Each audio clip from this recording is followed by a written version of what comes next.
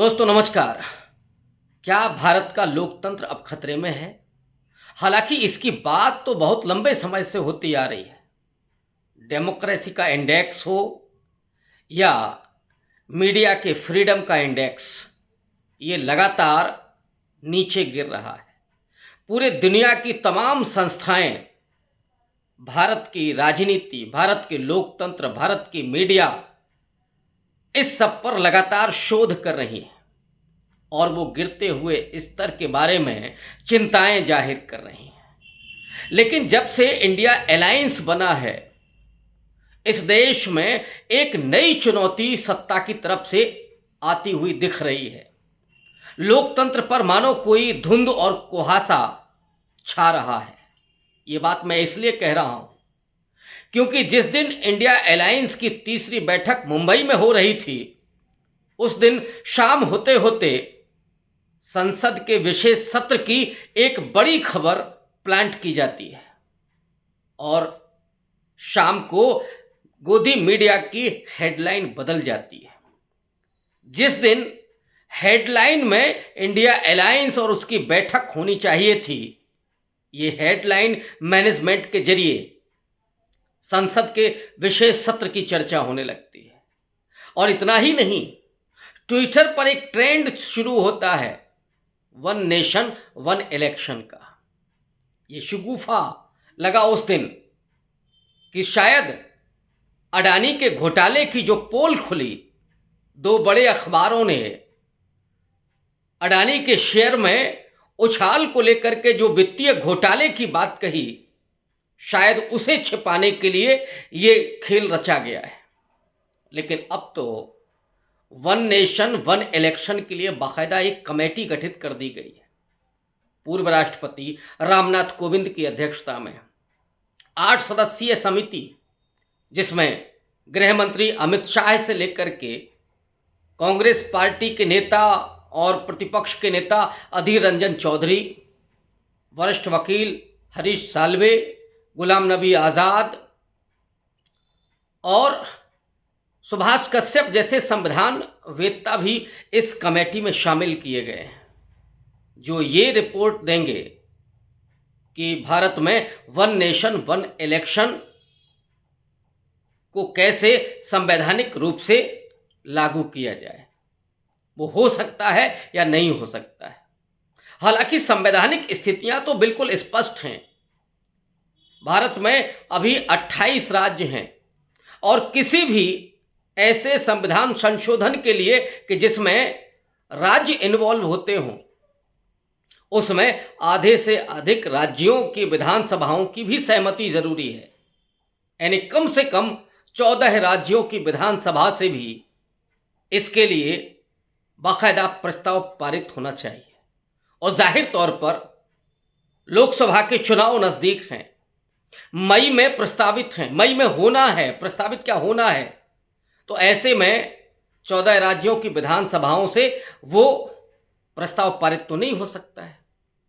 इसीलिए ये आशंका जाहिर की जा रही कि कहीं ऐसा तो नहीं है कि लोकसभा के चुनाव को टालने का कोई शिगुफा, कोई नीति बनाई जा रही हो, कोई रणनीति सोची जा रही हो सकता है कि वन नेशन वन इलेक्शन के लिए ये जो समिति बनी है वो उसकी अनुशंसा करे बहुमत के साथ, और उसके बाद नरेंद्र मोदी की सरकार ये पारित करे कि जब तक विधानसभाओं के प्रस्ताव नहीं आ जाते तब तक के लिए हम देश में लोकसभा के चुनाव टालेंगे या लोकसभा को भंग कर दिया जाए और प्रधानमंत्री कार्यकारी हो।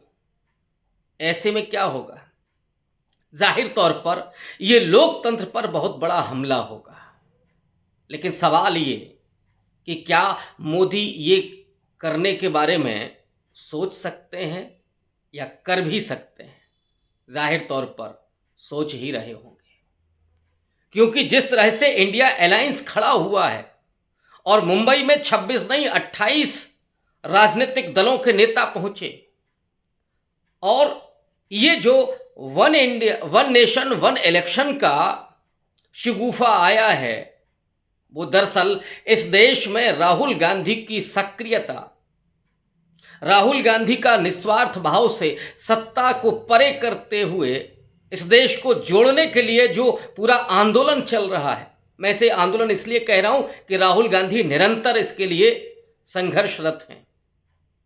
तो क्या one nation one connection with Rahul Gandhi जो हो रहा है इस समय, मैं फिर से दोहरा रहा हूं, one nation one connection with Rahul Gandhi, वो जनता के बीच में भी हजारों लाखों करोड़ों किसानों के साथ जो कनेक्शन बन रहा है राहुल गांधी का, भारत जोड़ो यात्रा में वो विदर्भ के किसान भी शामिल थे, तेलंगाना के किसान भी उनसे मिलने के लिए आए, और फिर अभी जो रुकी रुकी यात्रा चल रही है उसमें पानीपत की किसान वो महिलाएं भी आई उनके घर पर भोजन करने के लिए।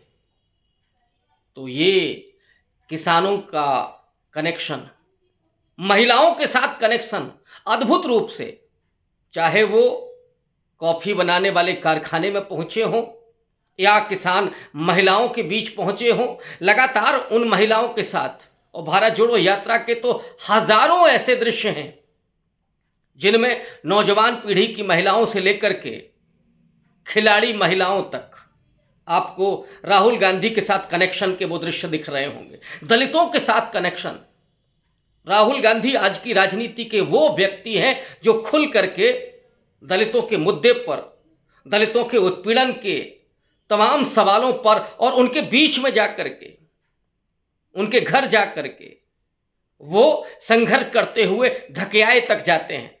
मैं याद दिलाना चाहता हूं आपको हाथरस का किस्सा, हाथरस की हकीकत, ओबीसी के सवालों पर राहुल गांधी का कनेक्शन, जहां वो मध्य प्रदेश में जाकर के जाति जनगणना के बारे में माफी मांगते हैं कि उनकी सरकार ये कराने में सक्षम नहीं हुई, आंकड़े वो जारी नहीं कर सकी।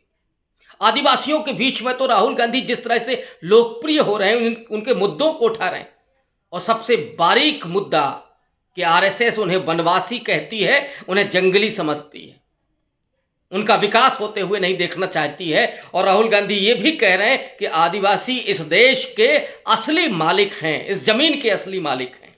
तो आदिवासियों के साथ कनेक्शन, अल्पसंख्यकों के साथ कनेक्शन, क्योंकि यही एक व्यक्ति है आज की तारीख में जो पूरी हिम्मत के साथ देश के तोड़ने वाली शक्तियों के सामने निहत्था खड़े होकर के अपना सीना आगे कर करके वो संघर्ष कर रहा है, लड़ रहा है, जूझ रहा है।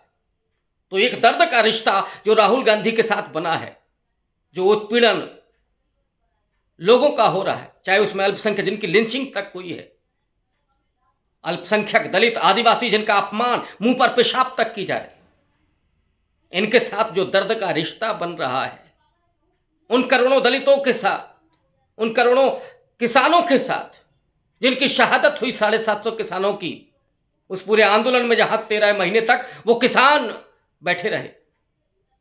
तो ये जो कनेक्शन बन रहा है, इस कनेक्शन से घबराई हुई सरकार वो वन नेशन वन इलेक्शन का नया फॉर्मूला लेकर के आ रही है, और इसीलिए ये आशंका जाहिर की जा रही कि कहीं इसके जरिए लोकतंत्र को ही तहस नहस करने की साजिश तो नहीं रची जा रही है।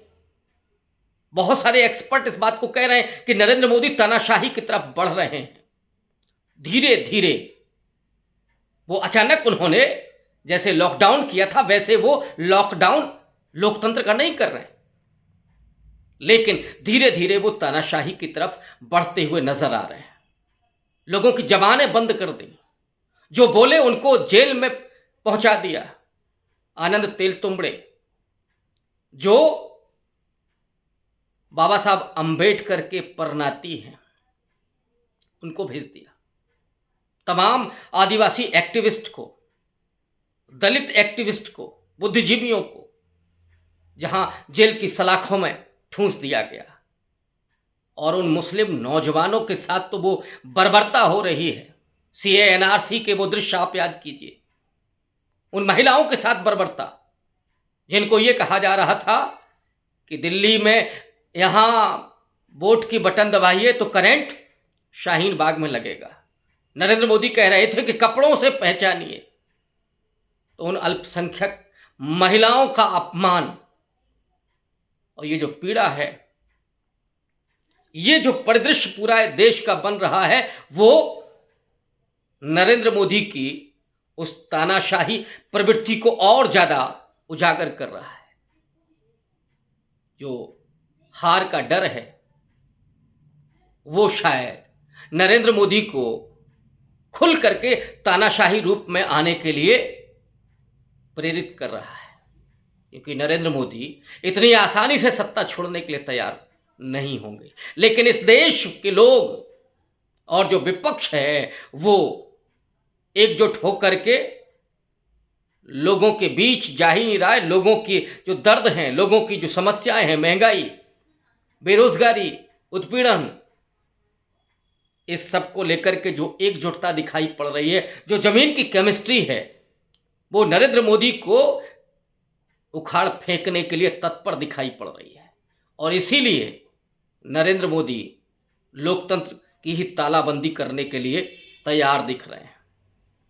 इसीलिए ये सारा खेल रचा जा रहा है, वन नेशन वन इलेक्शन के उस खोल में। और इसीलिए ये सवाल आज उठ रहा है कि कहीं ऐसा तो नहीं है कि चुनाव ही ना हो, लोकतंत्र को ताले में बंद कर दिया जाए। लेकिन क्या इस देश का दलित, वंचित तबका, जिसे इस देश के संविधान और लोकतंत्र ने इंसान समझा, इंसान बनाया, जिसे गरिमापूर्ण जीवन जीने का अधिकार दिया, वो बात अलग है कि आज भी हजारों की तादाद में रोज इस तरह की घटनाएं सामने आती हैं या नहीं आती हैं, लेकिन कम से कम उसके पास अधिकार तो है, वो लड़ तो सकता है। और लोकतंत्र तो वो है जिसकी इतनी परवरिश हुई उस दौर में जब भारत आजाद हुआ। दुनिया के तमाम देश तानाशाही की तरफ बढ़ गए थे, लैटिन अमेरिका के, अफ्रीका के देश। और ये एक सिद्धांत है लोकतंत्र का कि जो गरीब और अशिक्षित मुल्क होते हैं वहां पर लोकतंत्र नहीं टिकता है, तानाशाही बहुत तेजी से आगे बढ़ती है।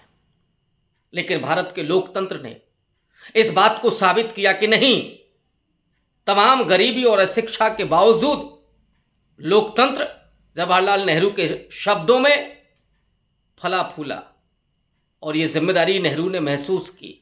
बाबा साहब अंबेडकर ने उस संविधान में उस नागरिक अधिकार को, मत देने के अधिकार को जितना मजबूती के साथ सामने रखा, दलितों और वंचित तबकों को, आदिवासियों को, पिछड़ों को, महिलाओं को, इन सबको जो मताधिकार दिया गया, उसने इस देश के लोकतंत्र को मजबूत किया, उसके विश्वास से बांधा उसको। सिद्धांत ये है कि गरीब और अशिक्षित देशों में लोकतंत्र नहीं टिकता है। लेकिन नेहरू ने कहा था कि भारत का लोकतंत्र एक नाजुक पौधा है, इसे सींचना होगा, इसे संवारना होगा। इस तरह से इस देश का लोकतंत्र पल्लवित हुआ है, पुष्पित हुआ है, क्योंकि जिस देश के निचले तबके अगर लोकतंत्र में अपनी भूमिका अदा करने लगे और वो सत्ता की तरफ बढ़ने लगे, तो ये सिद्धांत कहता है कि लोकतंत्र मजबूत हो रहा है, लोकतंत्र का विस्तार हो रहा है।